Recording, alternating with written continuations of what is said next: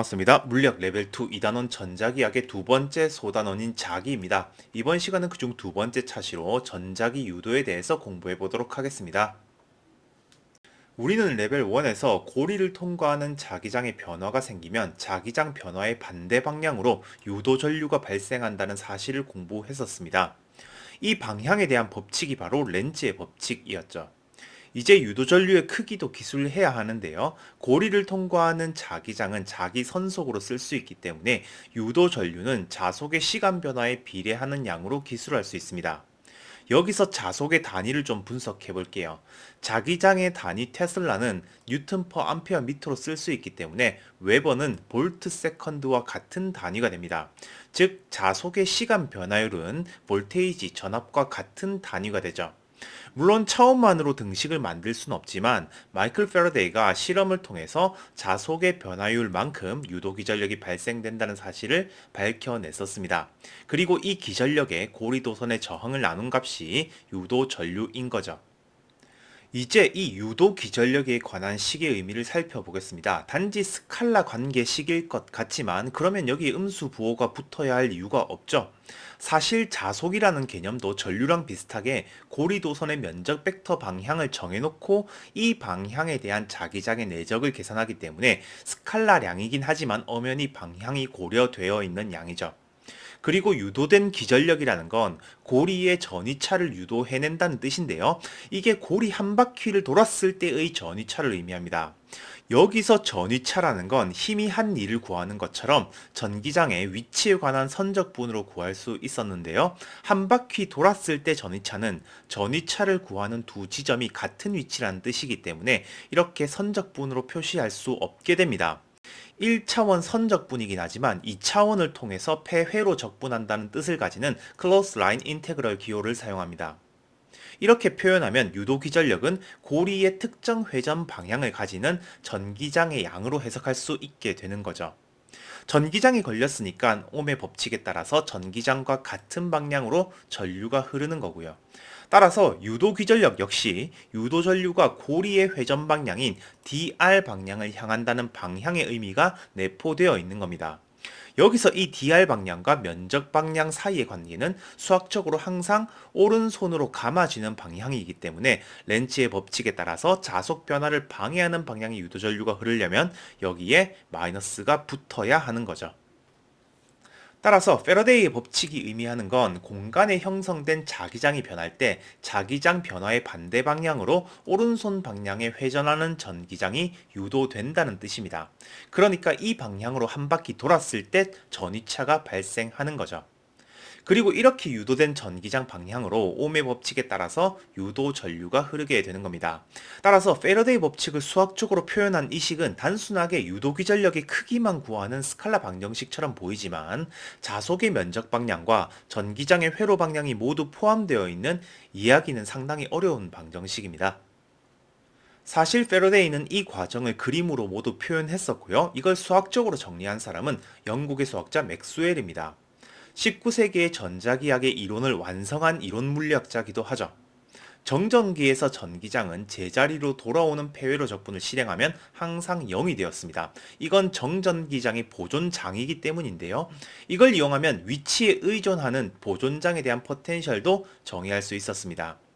그런데 지금은 시간에 따라서 자기장이 변하는 상황이기 때문에 더 이상 정전기의 상황이 아니게 된 거고, 이때 전기장의 폐회로 적분은 더 이상 0이 아니라 마이너스 자속의 시간 변화로 표현됩니다. 패러데이 법칙을 이렇게 표현해보면 자기장의 시간 변화가 전기장을 만들어낸다는 수학적 표현이 잘 보이죠.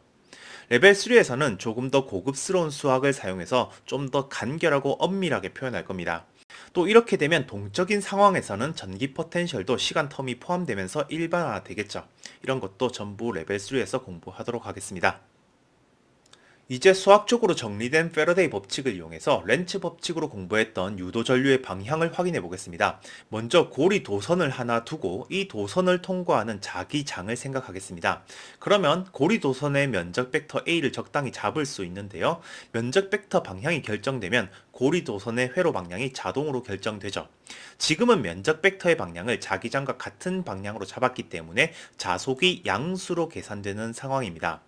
이 상황에서 자기장의 세기가 강해지면 자속의 변화는 양수가 되기 때문에 유도기전력이 음수가 되는데요. 이건 유도기전력을 계산하는 방법이 전기장의 선적분이기 때문에 유도된 전기장의 방향이 지금 잡혀있는 DR 방향의 반대 방향으로 걸린다는 뜻입니다. 그 말은 곧 유도전류가 DR 방향의 반대 방향으로 흐른다는 뜻인 거죠. 반대로 고리를 통과하는 자기장의 세기가 약해진다면 자속 변화가 음수가 되고 유도기전력의 부호는 양수가 됩니다. 따라서 전기장과 DR의 방향은 나란하게 되고요. 유도전류의 방향은 DR 방향과 같은 방향으로 나타나게 되죠. 이렇게 벡터를 사용해서 판별되는 유도전류의 방향은 렌츠 법칙으로 얻어냈던 결과랑 완전히 일치하죠. 좀 더 정량적으로 계산해 볼 만한 예제로 연습하겠습니다. 이전 시간에 계산했던 직선 전류 근처의 사각 도선을 놓고 직선 전류에 흐르는 전류 I가 시간에 따라서 변화할 때 사각 도선에 어떤 식으로 전류가 유도될지를 계산해 보겠습니다. 직선 도선과 사각 고리 도선의 기하학적 위치 관계는 이전 차시랑 똑같이 쓸게요. 좌표도 똑같이 잡고 사각고리 도선의 면적 벡터 방향을 y축으로 잡으면 사각고리 도선을 통과하는 직선 도선에 의한 자속은 이렇게 계산되죠.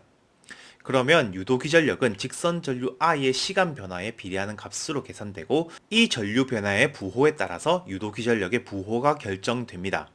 유도기전력의 부호는 면적 벡터의 오른손 고리 방향으로 전기장을 내적한 결과기 때문에 이게 양수라면 시계 방향으로 유도 전기장이 걸려서 시계 방향으로 유도 전류가 흐르게 되는 거고요. 음수라면 반시계 방향으로 유도 전기장이 걸려서 반시계 방향으로 유도 전류가 흐르게 되는 거죠. 예를 들어서 시간에 따른 전류 그래프가 이런 식으로 그려진다고 하면 시간에 따른 기전력 그래프는 이렇게 그려지겠죠. 직선 전류 I의 변화가 없는 구간에서는 공간에 형성된 자기장의 변화도 없기 때문에 사각고리에 유도 전류가 생기지 않습니다. 그 외에는 전류 변화에 비례해서 유도 기전력의 크기가 결정되고요. 전류 변화의 부호에 따라서 유도 전류의 방향이 결정되죠. 물론 렌츠 법칙을 이용해서 위쪽을 향하는 전류가 줄어들면 수직으로 들어가는 방향의 자기장이 줄어들기 때문에 이 자기장 변화를 방해하도록 들어가는 방향의 유도 자기장을 만드는 시계 방향의 유도 전류가 흐른다는 걸 똑같이 얻을 수도 있습니다. 직관적으로 상황을 빠르게 파악하기에는 렌츠 법칙이 좋습니다. 그렇지만 레벨이 올라갈수록 직관적인 그림을 그리기 어려운 상황이 많아지기 때문에 수학적으로 명확하게 판단하는 방법도 연습해야 합니다. 이번에는 간격이 L인 디귿자형 도선으로 된 레일 위에 자유롭게 움직일 수 있는 막대가 자기장의 세기가 B인 자기장 영역에서 오른쪽으로 속도 V로 운동하는 상황을 생각하겠습니다. 이러면 막대 내부에 존재하는 전하량이 Q인 전하 운반자가 막대와 함께 V의 속도로 운동하게 되면서 자기력을 받게 되죠. 그러면 이 전하 운반자는 위로 가속되기 때문에 막대가 가로로 움직이는 속도 성분 외에 세로 성분이 생기게 됩니다. 전하 운반자의 세로 성분이 생기게 되면서 자기력의 방향도 전하 운반자의 최종 속도의 수직 방향으로 변하게 되죠. 이때 속도의 세로 성분이 바로 회로에 흐르는 전류를 만들게 되는데요. 자기장을 변화시켜서 전류를 유도하는 기전력을 유도 기전력이라 불렀다면 자기장 속에 있는 물체를 운동시켜서 전류를 유도해내는 기전력을 Motional Electromotive Force, 운동 기전력이라 부릅니다. 그러면 이렇게 운동시켜서 얻어낼 수 있는 기전력을 계산해 봐야겠죠? 일단 자기력 중에서 회로에 전류를 흐르게 하는 세로 성분은 막대가 움직이는 속력 V에 의해서 결정되고요. 막대의 움직임을 방해하는 가로 성분은 전하 운반자의 전류 방향의 종단 속력 Vm이 결정하게 되죠. 그러면 전류를 흐르게 만드는 기전력의 원천은 세로 방향의 힘 QVB가 일하기 때문인데요. 이 힘은 막대의 길이 L을 이동하는 동안 동일한 크기로 일하기 때문에 막대의 운동에 의해서 전하 운반자가 하는 일은 QVBL이 됩니다. 따라서 막대의 운동은 막대의 양 끝에 VBL만큼의 운동 기전력을 유도하게 되죠. 그러면 이 일은 누가 해주고 있을까요? 일단 수학적으로는 자기력의 세로 성분이 일하고 있습니다. 그런데 정확히 이 크기만큼 가로 성분이 반대 일을 하기 때문에 실제 자기력이 한 일은 0이 되죠. 그러면 일을 하고 있는 주체는 자기력의 가로 성분에 대항해서 막대를 오른쪽으로 끌어당겨주는 외부 힘이 됩니다. 이 힘이 없다면 운동 기전력을 유지할 수 없겠죠. 즉 막대의 속도 V를 유지시키려면 정확히 자기력의 가로 성분과 똑같은 크기의 힘을 작용해야 하고요. 이 힘이 자기력을 통해서 전하 운반자의 일을 하는 상황인 겁니다. 이 힘의 크기는 회로에 유도된 전류 Im으로 표현할 수도 있죠. 그리고 이 힘이 막대에 제공하는 인류는 힘에다가 막대의 속도를 내적하면 되고, 이 결과는 운동 기전력 때문에 만들어진 전력으로 전환된다는 결과를 얻을 수 있습니다. 사실 운동 기전력은 상대성 이론 공부의 중요한 예시이기 때문에 막대랑 함께 운동하는 좌표계에서 분석해 볼 필요가 있습니다. 이 경우라면 막대의 속력은 없지만 자기장 영역이 -v의 속도를 가지게 되죠. 좌표를 바꾼다고 해서 물리 현상이 달라지지는 않기 때문에 전하 운반자는 위쪽으로 QVB만큼의 힘을 받아서 위쪽으로 VM만큼의 종단 속력을 갖게 되죠. 이렇게 되면 자기력은 왼쪽 방향의 성분뿐이고 정확히 외부 힘과 상쇄되죠. 그러면 막대의 좌표계에서 전하 운반자가 위쪽으로 힘을 받는다는 건 위쪽 방향의 전기장이 형성되었다는 뜻인데요. 유도된 전기장은 위쪽 방향으로 향하는 자기력의 효과랑 같아야 하기 때문에 V 크로스 B가 되죠. 그리고 위쪽 방향으로 전기장이 형성되었기 때문에 막대의 총 길이만큼 전하 운반자가 이동하면서 느끼는 전이차는 VBL이 됩니다. 어떤 좌표계에서 보더라도 결과는 같은데요. 운동하는 좌표계에서 보면 새로운 전기장이 보인다는 거죠. 이건 레벨 3에서 특수 상대론과 결합해서 자세히 다루게 될 겁니다. 운동 기전력의 또 다른 재미있는 점은 패러데이 법칙으로 계산해도 된다는 겁니다. 사실 이 식은 근본적으로 공간에 형성된 자기장의 시간에 따른 변화가 있을 때 전기장이 유도된다는 법칙이기 때문에 공간에 형성된 자기장이 변하지 않는 경우를 다룰 수는 없지만 자속이 변한다는 입장에서는 사용할 수 있습니다. 여기에 대한 수학적인 이유 역시 레벨 3에서 다룰 거고, 일단 여기서는 패러데이 법칙을 운동 기전력인 경우에도 계산할 수 있다는 것만 받아들이고 넘어가겠습니다. 일단 이만큼의 고리를 통과하는 자속을 계산하기 위해서 이 고리의 면적 벡터를 들어가는 방향으로 잡겠습니다. 그러면 자동으로 회로의 방향이 시계 방향으로 잡히겠죠. 이제 고리 내부를 통과하는 자기장의 가로 길이를 x로 두면 자속은 blx로 계산할 수 있습니다. 그러면 패러데이 법칙에 따라서 회로에 유도되는 기전력의 크기가 blv가 된다는 걸 쉽게 계산할 수 있죠. 여기서 이 기전력의 부호가 음수라는 건 지금 잡은 회로 방향과 반대 방향의 유도 전기장이 형성된다는 뜻인 거고, 유도 전류는 반시계 방향으로 흐르게 된다는 거죠. 운동 기전력을 자기력으로 분석했을 때랑 정확히 동일한 결과를 주고 있습니다. 그러면 직선 전류 근처에 있는 사각도선 예시에서 사각도선이 운동하고 있는 상황으로 만들어서 운동 기전력을 계산해 보겠습니다. 도선의 위치 관계랑 좌표는 앞에서랑 똑같이 잡을게요. 그러면 도선의 양쪽 편은 직선 도선이 만드는 자기장 때문에 움직이는 고리 도선 입장에서 위쪽을 향하는 유도 전기장이 형성됩니다. 자기장의 세기는 왼쪽이 더 강하기 때문에 같은 속력이라도 왼쪽 변에 유도된 전기장이 더 강하겠죠. 그러면 최종적으로 시계 방향으로 선적분했을 때 양수가 되는 유도 기전력이 생길 거고, 그 크기를 계산하면 이렇게 됩니다. 이 값이 양수라면 시계 방향에 유도 전류가 흐르는 거죠. 물론 x방향의 미소 길이 dx를 잡고 미소 면적 벡터를 이용해서 미소 자속 변화로 계산할 수도 있습니다. 여기서는 고리 내부의 총 자속이 아니고 고리 도선의 움직임 때문에 발생하는 자속의 변화를 계산해야 하죠.